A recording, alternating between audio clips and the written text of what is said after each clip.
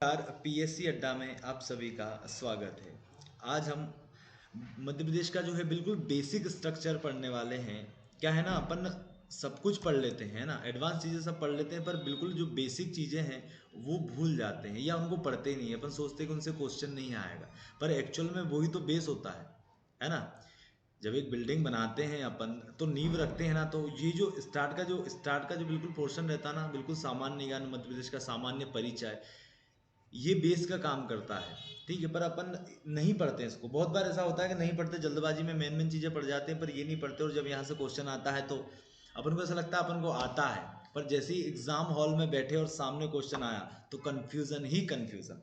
तो आज उस कन्फ्यूजन को जो है अपन दूर करते हैं और देखते हैं मध्य प्रदेश का सामान्य परिचय।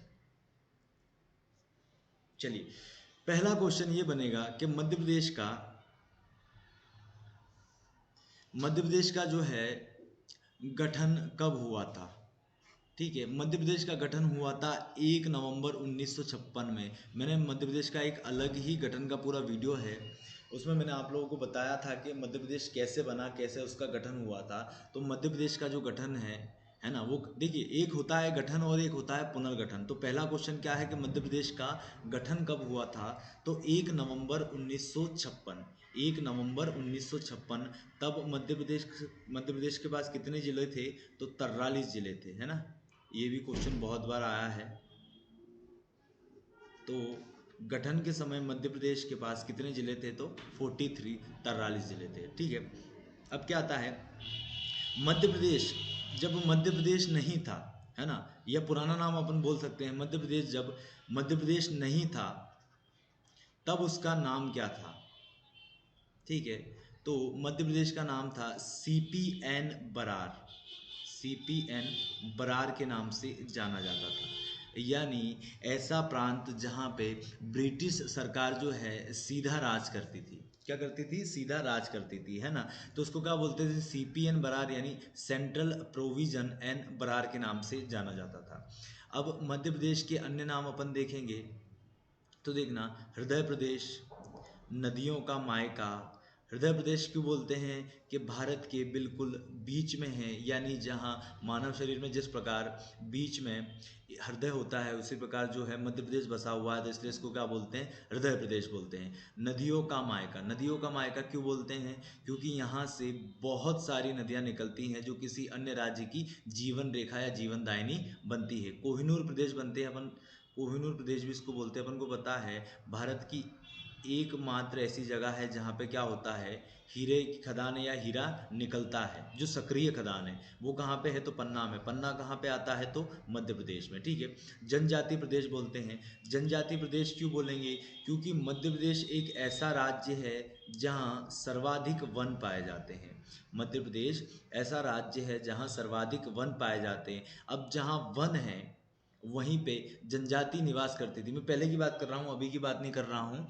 तो जहाँ पे वन रहेंगे वहीं पे सबसे ज़्यादा जनजाति निवास करेगी। तो इसलिए मध्य प्रदेश में सबसे ज़्यादा जनजातियाँ भी निवास करती हैं, इसलिए इसको क्या बोलते हैं, जनजाति प्रदेश बोलते हैं। और मध्य प्रदेश की सबसे बड़ी जनजाति कौन सी है, तो भील जनजाति है। कौन सी है, भील जनजाति है। ये कहाँ कहाँ पे निवास करेगी, तो ये धार, झाबुआ, बड़वानी, खरगोन, ये पूरे पश्चिमी वाला जो एरिया है इस पे निवास करती हैं। ठीक है, आगे बढ़ते हैं। सोया प्रदेश बोलते हैं। सोया प्रदेश कैसे बोलेंगे, आलसी है ऐसा नहीं। सोया प्रदेश बोलते हैं क्योंकि यहाँ पे सर्वाधिक सोयाबीन होती है। सर्वाधिक जो है सोयाबीन की फसल होती है मध्य प्रदेश में, इसलिए इसको क्या बोलते हैं, सोया प्रदेश। लघु भारत यानी छोटा भारत बोलते हैं इसको। जैसे मैंने संज्ञा दी थी कि बीच में आ जाता है, भारत की दिल की जगह आ जाता है, और भारत की तरह ही है, क्योंकि भारत में ही आता है, सारा कल्चर सेम ही है, इसलिए इसको लघु भारत के नाम से भी जाना जाता है। आगे बढ़ते हैं। मध्य प्रदेश को हृदय प्रदेश की जो संज्ञा है, यानी मध्य प्रदेश को हृदय प्रदेश या मध्य प्रदेश का नाम मध्य प्रदेश किसने दिया, तो पंडित जवाहरलाल नेहरू ने दिया। ठीक है, ये बिल्कुल कॉन्सेप्ट आप ध्यान में रखिएगा कि मध्य प्रदेश को हृदय प्रदेश की संज्ञा या मध्य प्रदेश का जो अपन बोलते हैं मध्य प्रदेश नाम, ये किसने दिया, तो पंडित जवाहरलाल नेहरू ने दिया। मध्य प्रदेश की राजधानी क्या है, capital of MP। Madhya Pradesh की राजधानी क्या है, तो मध्य प्रदेश की राजधानी भोपाल है। क्या है, भोपाल है। ठीक है, भोपाल जो है 5 पर्वतों पर बसा हुआ है।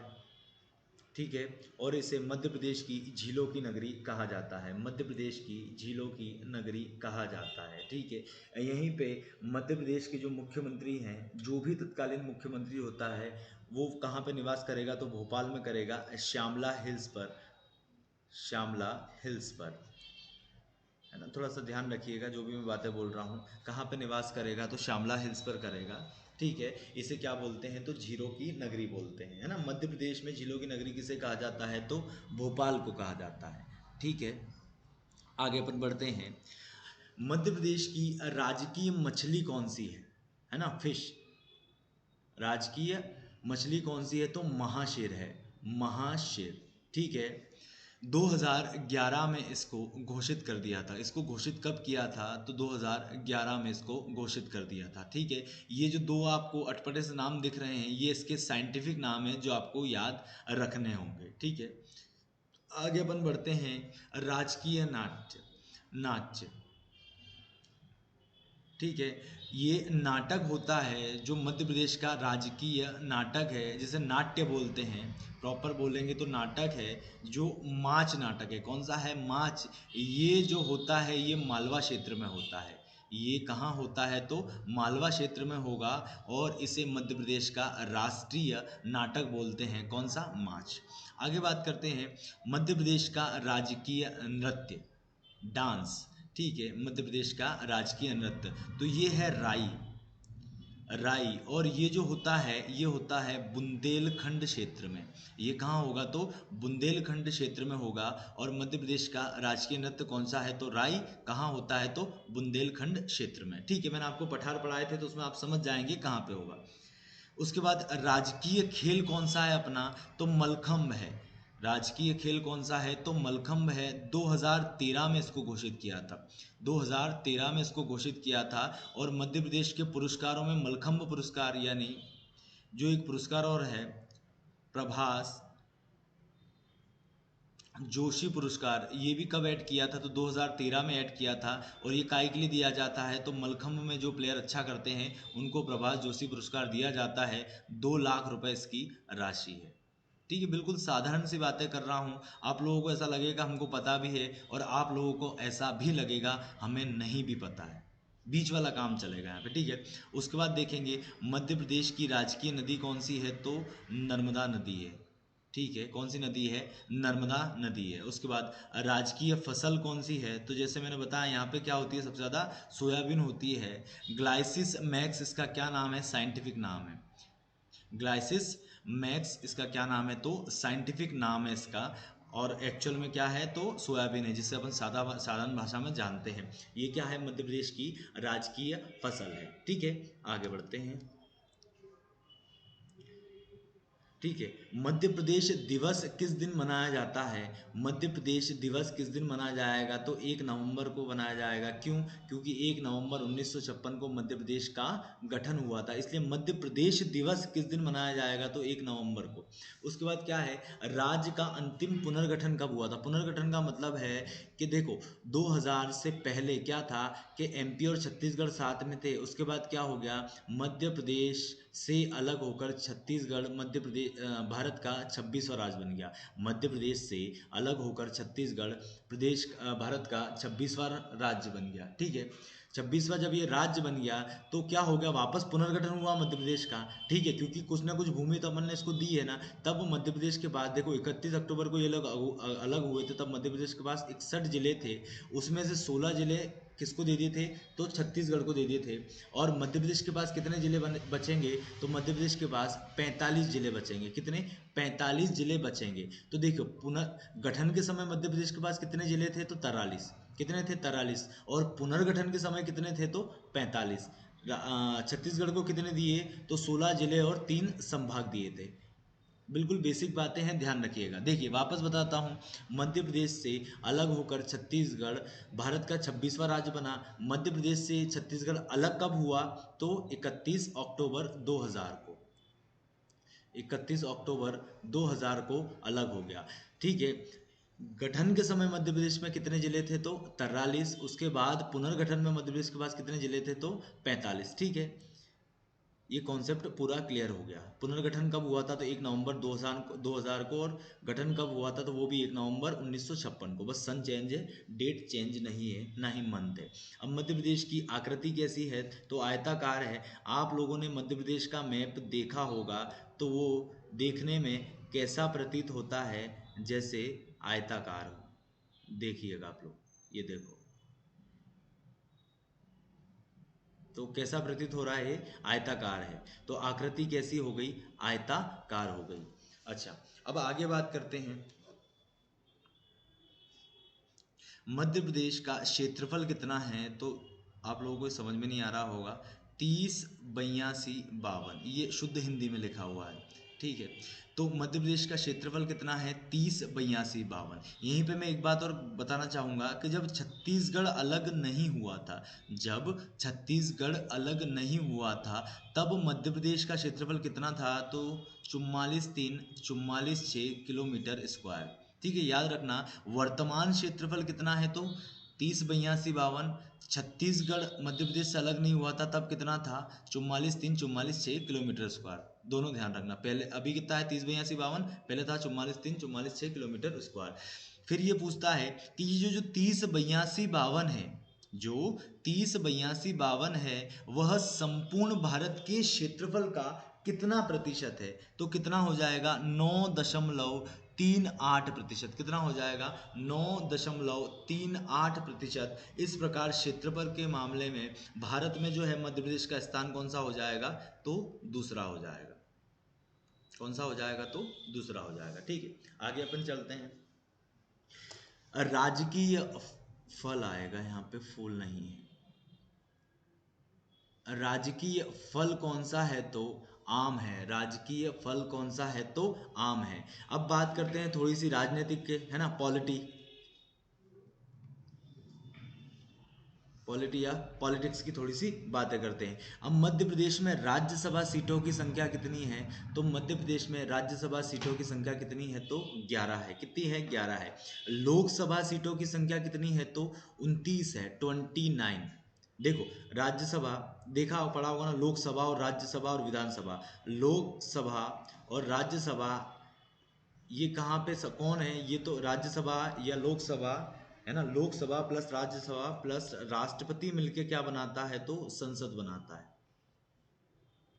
क्या बनाता है? तो संसद बनाता है। और वहीं पे राज्य संसद की अपन बात करते हैं, ठीक है, तो वो विधानसभा रहती है। क्या रहती है? विधानसभा। ये दोनों कहाँ की बात होगी? तो केंद्र की बात हो गई, और ये राज्य की बात हो गई। ठीक है, तो कंफ्यूज नहीं होना है। ये दोनों कहाँ पे है? तो केंद्र चलाता है इनको। ठीक है, इनको ही, इसके इन दोनों के साथ अगर अपन राष्ट्रपति जी को भी जोड़ देते हैं तो क्या बन जाती है? संसद बन जाती है। जो आप लोगों ने बहुत बार देखा होगा, पढ़ा होगा, भारतीय संसद, भारतीय संसद। तो एक्चुअल में भारतीय संसद क्या है? तो लोकसभा प्लस राज्यसभा प्लस राष्ट्रपति जब मिल जाता है तो क्या बन जाती है? भारतीय संसद बन जाती है। ठीक है, अब क्या हुआ है? ये जो 29 सीटें हैं ना, इसमें से देखो, एसटी तथा एससी सीटों को अलग अलग आवंटित किया गया है।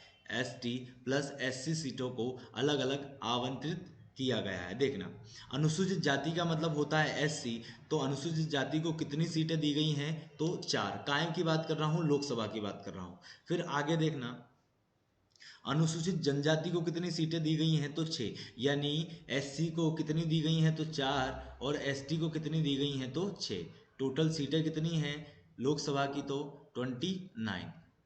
सीधी बात यह है कि लोकसभा सीटों का मतलब है सांसद। अपन जो सांसद बनाते हैं ना, वो कहाँ जाते हैं? तो वो सीधे लोकसभा में जाते हैं। और जो अपन विधायक बनाते हैं, वो विधायक कहाँ पे जाएंगे? तो विधानसभा में जाएंगे। अब आप लोगों को अच्छे से क्लियर हो गया होगा। ठीक है, अब देखना, ये मैं बता चुका हूँ कि क्षेत्रफल की दृष्टि से भारत में मध्य प्रदेश का स्थान कौन सा है? तो सेकेंड नंबर पे आता है। क्षेत्रफल में सेकेंड नंबर पे आता है। ठीक है, आगे देखेंगे। उत्तर से देखना, मध्य प्रदेश जो मैंने बनाया था,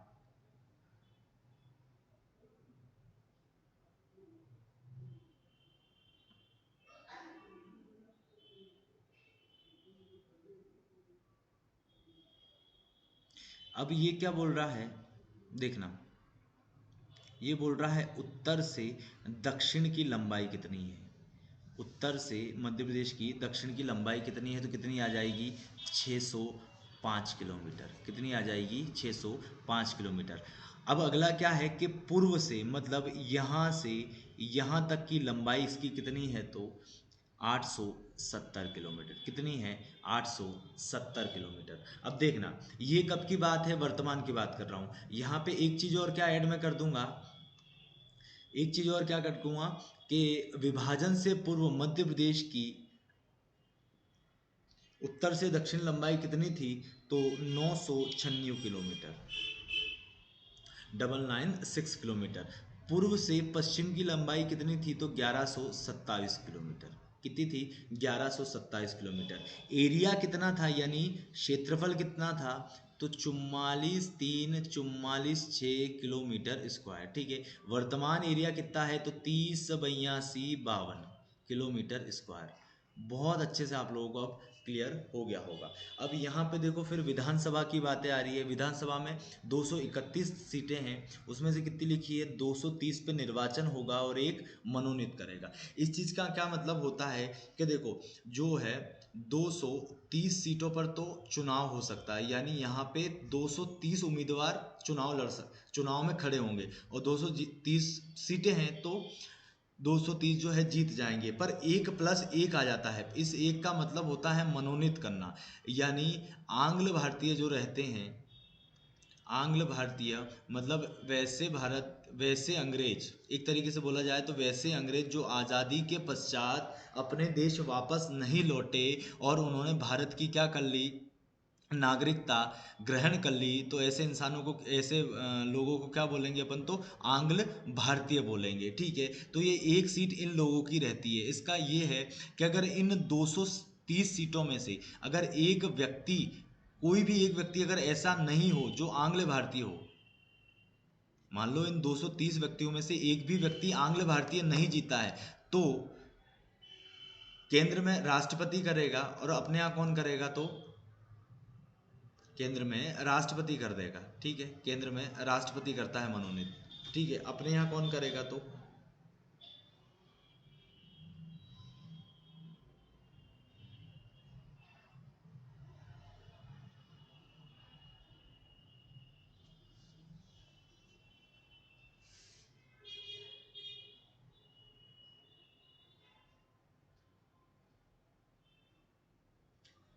अपने यहाँ क्या बोलते हैं, राष्ट्रपति और एक और क्या होता है, राष्ट्रपति, उपराष्ट्रपति, अरे प्रधानमंत्री, मध्य प्रदेश में मतलब राज्य का पहला स्थान, पहला नाम क्या रहता है, मुख्यमंत्री, राज्यपाल। राज्यपाल। अब ये कटवाना पड़ेगा वापस। तो वहीं किसी राज्य में राज्यपाल करता है, क्या करता है, राज्यपाल नियुक्ति करता है। किसकी नियुक्ति करेगा, तो किसी एक आंग्ल भारतीय की। किस कंडीशन पे, कि जब वो 230 सीटों में अगर कोई आंग्ल भारतीय जीत गया होगा तो इसको मनोनीत करने की कोई ज़रूरत नहीं पड़ेगी। अगर कोई भी आंग्ल भारतीय नहीं जीता होगा तो मनोनीत करेगा। खैर ये पॉलिटी की बातें हैं तो पॉलिटी में करेंगे, अभी बस मैं आपको एक नॉर्मल सी चीज़ समझा रहा हूँ। ठीक है, आगे बढ़ते हैं। राज्य के प्रतीक। मध्य प्रदेश की भाषा, राजकीय भाषा कौन सी है, तो हिंदी है। मध्य प्रदेश की राजकीय भाषा कौन सी है, तो हिंदी है। राष्ट्रीय गान अपना कौन सा है, तो सुख का दाता सबका साथी। ये जो लिखा है श्री महेश जी श्रीवास्तव ने लिखा है। किसने लिखा है, महेश जी श्रीवास्तव ने लिखा है। और इसको गाया किसने है, इसको गाया गाया किसने है, तो इसको गाया है शान मुखर्जी जी ने, शान मुखर्जी ने।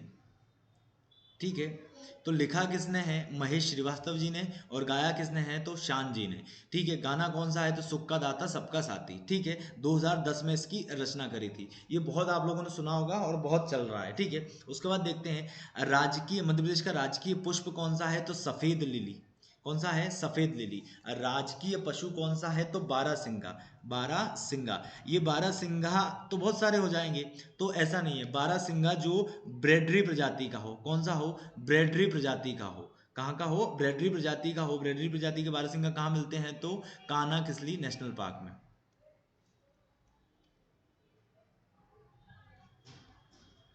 कान्हा किसली नेशनल पार्क में मिलते हैं। ठीक है, आगे बढ़ते हैं। अनुसूचित जनजाति के लिए 47, चलो ये तो पुराने में निकल गया, ये तो अपन ने देख लिया था, ठीक है। अब देखना, राज्य में कुल कितनी तहसीलें हैं, तो 424 तहसीलें हैं। संभाग कितने हैं, तो 10 संभाग है। जिले कितने हैं, राज्य में जिले कितने हैं, तो 52 जिले हैं। और विकास खंड कितने हैं, तो 313 है। देखिए ये जो लाइन है ये कभी भी चेंज हो जाती है, क्योंकि मान लो अगर कोई नई तहसील जुड़ती है तो इसमें चेंजेस करना पड़ेगा। कोई नया संभाग या किसी संभाग का नाम भी बदला जाता है तो भी इसमें चेंज करना पड़ेगा। कोई नया जिला बनता है तो भी इसमें चेंज करना पड़ेगा। विकास खंड बनता है तो भी चेंज करना पड़ेगा। तो ये चीज़ हमेशा अपडेट रखना आप लोग नेट के थ्रू, गूगल से आप लोग इस चीज़ को हमेशा कंफर्म करते रहना। आप जब भी वीडियो देखो आगे चल के, बाकी सब चीज़ें सेम ही रहेंगी, पर ये कुछ ऐसी चीज़ें हैं जो समय के साथ बदलती जाएंगी। इनमें संख्या बढ़ती जाएगी या फिर कमी भी आती जाएगी, तो ध्यान रखिएगा आप लोग, ठीक है। आगे बढ़ते हैं।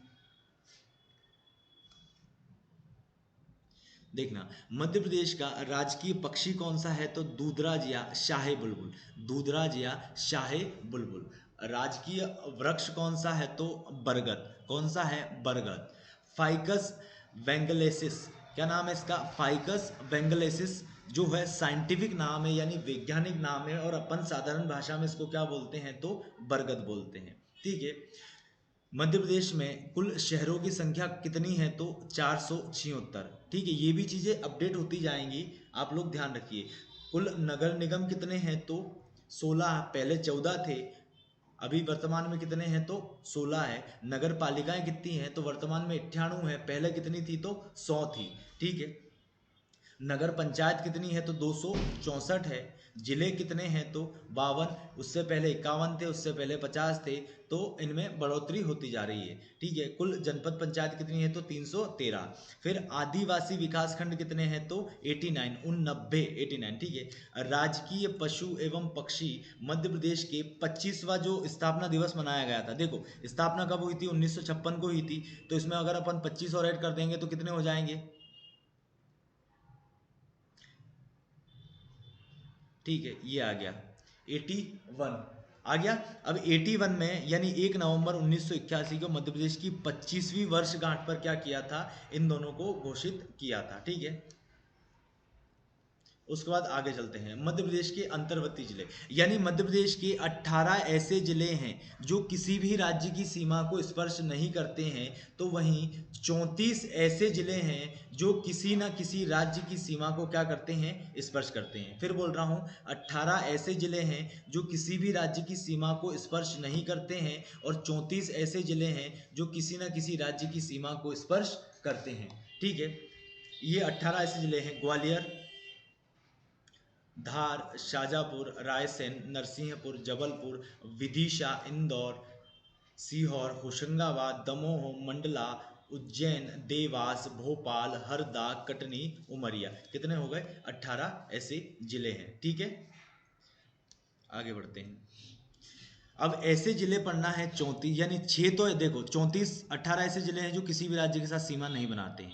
34 ऐसे जिले हैं जो किसी ना किसी राज्य के साथ सीमा बनाते हैं, और इन्हीं में से 6 ऐसे जिले हैं जो 2 राज्यों के साथ सीमा बनाते हैं, ठीक है। उसमें से सिंगरौली जिला है। सिंगरौली जिला यूपी प्लस छत्तीसगढ़ के साथ सीमा बनाता है, यूपी प्लस छत्तीसगढ़ के साथ सीमा बनाता है। वहीं झाबुआ राजस्थान प्लस गुजरात के मध्य सीमा बनाएगा, ये मध्य नहीं, सॉरी, गुजरात वह राजस्थान की सीमा को स्पर्श करता है, ठीक है। आगे बढ़ेंगे। बालाघाट है, तो बालाघाट मध्य महाराष्ट्र प्लस छत्तीसगढ़ के साथ सीमा साझा करता है। अलीराजपुर महाराष्ट्र प्लस गुजरात के साथ सीमा साझा करेगा। मुरैना और शिवपुरी उत्तर प्रदेश वह राजस्थान के साथ, 2 अलग अलग है ना, तो ये इस प्रकार से 6 हो जाएंगे, ठीक है। अब देखना, पृथ्वी का केंद्र बिंदु कौन सा है, पूरी पृथ्वी का केंद्र सेंटर कौन सा आ जाएगा, तो मंगलनाथ आ जाएगा। मंगलनाथ कहाँ पर है, तो उज्जैन में है। कहाँ पे है, तो उज्जैन में है। मध्य प्रदेश की बातें कर रहा हूँ, है ना। उसके बाद अखंड भारत, जब भारत से अफगानिस्तान, पाकिस्तान, म्यांमार, ये सारी चीज़ें जब अलग नहीं हुई थी, जब अखंड भारत था, तब उसका केंद्र बिंदु क्या था, तो बैतुल में था, बरसाली बैतुल में। कहाँ पे? बरसाली, बैतूल में था। उसके बाद अविभाजित भारत का केंद्र जब पाकिस्तान और इधर से पूर्वी पाकिस्तान या फिर पाकिस्तान और बांग्लादेश जब अलग नहीं हुए थे तब कहाँ पे था? तो कटनी में था, कटनी के करौंदी में। फिर वर्तमान भारत का केंद्र बिंदु कौन सा है? तो विदिशा है। कौन सा है? विदिशा है। मध्य प्रदेश का केंद्र बिंदु कौन सा है? तो सागर है। कौन सा है? सागर है। ठीक है, ये सारी चीज़ें बता दी मैंने आपको, है नहीं बताई? चलो, तो मध्य प्रदेश में कुल गांव कितने हैं? तो 54,903 गांव हैं। 54,903 गांव हैं। जिला, कुल पुलिस जिले कितने हैं? तो जितने जिले होंगे उतनी ही पुलिस थानों की संख्या, पुलिस जिलों की संख्या होगी। पुलिस थाने कितने हैं? तो 1035। पुलिस कंट्रोल रूम कितने हैं? तो 53। अब मध्य प्रदेश का जो हाई कोर्ट है ये कहाँ पे स्थित है? तो ये जबलपुर में स्थित है और इसकी दो खंडपीठ है, एक ग्वालियर में है और एक इंदौर में है। तो वहीं भोपाल में प्रस्तावित है, भोपाल में प्रस्तावित है। ठीक है, आगे देखना। मध्य प्रदेश अक्षांशीय दृष्टि से उत्तरी गोलार्ध तथा देशांतरी दृष्टि से पूर्वी गोलार्ध का हिस्सा है। ठीक है, ये अपन को पता है, आप लोगों ने पढ़ा होगा। तो इस प्रकार का अपना भारत है, यहाँ पे मध्य प्रदेश आ जाता है, ये पूरी पृथ्वी आ जाती है, बीच में इक्वेटर रेखा आ जाती है।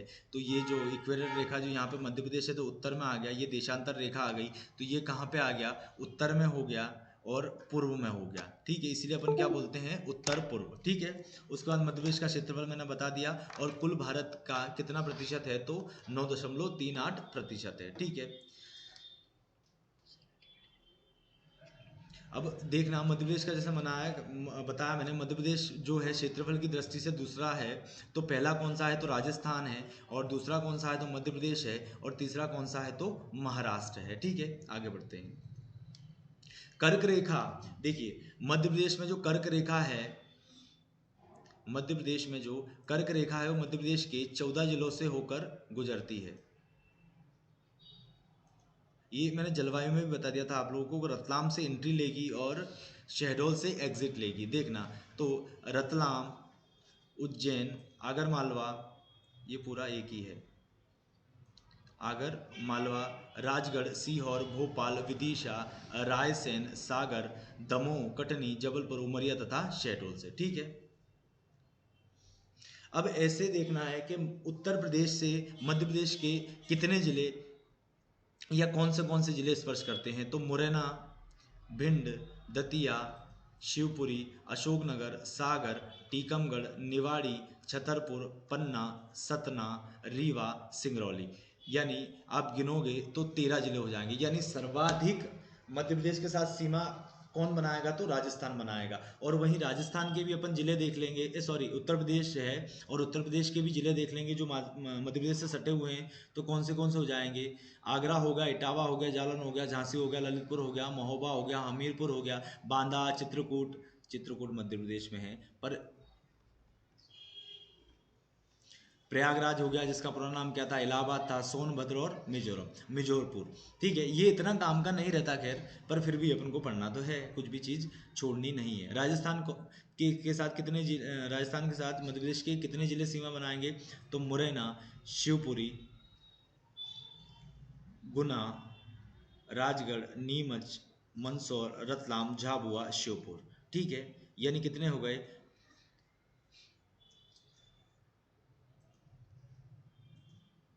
मुरैना, शिवपुरी, गुना, राजगढ़, यहाँ पे 10 होंगे। एक जिला और आएगा, आगर मालवा। आगर मालवा, आगर मालवा की बात निकली है तो आगर मालवा कब बना? तो आगर मालवा बना 16 अगस्त 2013 को। किससे अलग होके बना? तो शाहजहाँपुर से पृथक होकर मध्य प्रदेश का 51वां जिला बना। ठीक है, तो यूपी से कितने? 13 जिले, राजस्थान से कितने? 10 जिले। ठीक है, आगे देखते हैं। महाराष्ट्र से खरगोन, महाराष्ट्र से अलीराजपुर से स्टार्ट होगा।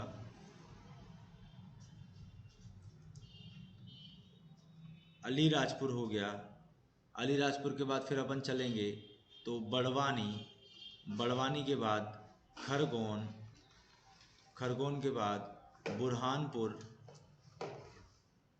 बुरहानपुर के बाद खंडवा, खंडवा के बाद बैतुल, बैतुल के बाद शिवनी, फिर छिंदवाड़ा और बालाघाट। यानी महाराष्ट्र से कितने जिले हो गए? 9 जिले। महाराष्ट्र से 9 जिले हो गए। ये थोड़ा सा मिसप्रिंट है तो आप इस पे ध्यान ना दें, ठीक है। तो महाराष्ट्र से कितने जिले हो गए? 9 जिले। छत्तीसगढ़ से कितने जिले हो जाएंगे? तो 6। सिंगरौली, सीधी, शहडोल, मंडला नहीं आएगा, मंडला की जगह आ जाएगा अनूपपुर। देखना, सीधी हो गया, सिंगरौली हो गया, शहडोल हो गया, अनूपपुर हो गया, डिंडोरी हो गया, बालाघाट हो गया, ठीक है। तो 6 जिले हो जाएंगे। उसके बाद फिर अपन चलते हैं आगे, गुजरात की बात करेंगे। तो गुजरात से सबसे कम जिले स्पर्श करेंगे कौन से? झाबुआ और अलीराजपुर। देखना, मैं आप लोगों को थोड़ा सा मैप में बता देता हूँ तो ज़्यादा अच्छे से क्लियर हो जाएगा।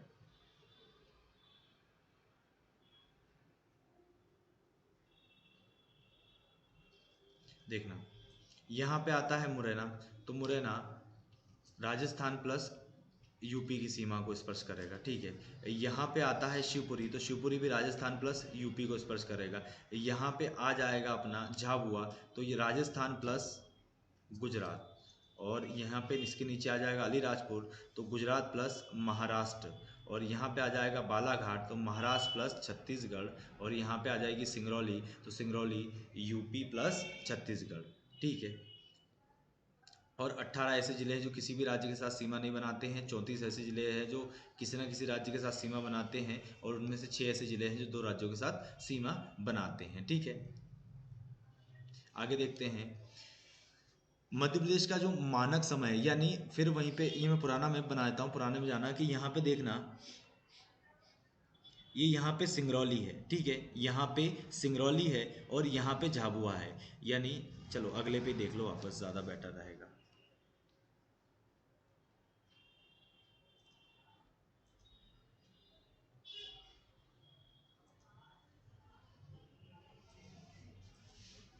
देखना, यहाँ पे क्या आ जाता है? सिंगरौली आ जाता है।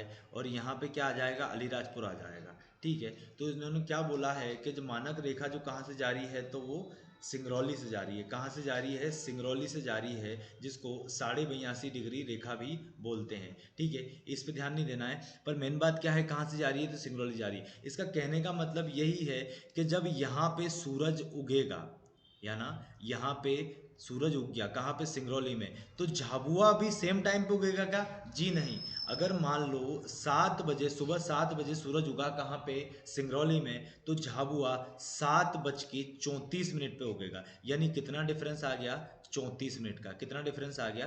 34 मिनट का, ठीक है। यही बात यहाँ पे बोलना चाह रहे हैं, जो मैंने आप लोगों को साधारण भाषा में बता दी। मतलब मध्य प्रदेश से पूर्वी से पश्चिम में जो है टाइम का, कितना टाइम का कंज्यूम है? तो 34, है ना। 34 मिनट का अंतर आ जाता है, डिफरेंस आ जाता है, ठीक है। आई होप आप सभी लोगों को ये लेक्चर अच्छा लगा हो। मिलते हैं अगले लेक्चर में, ठीक है। Thank you.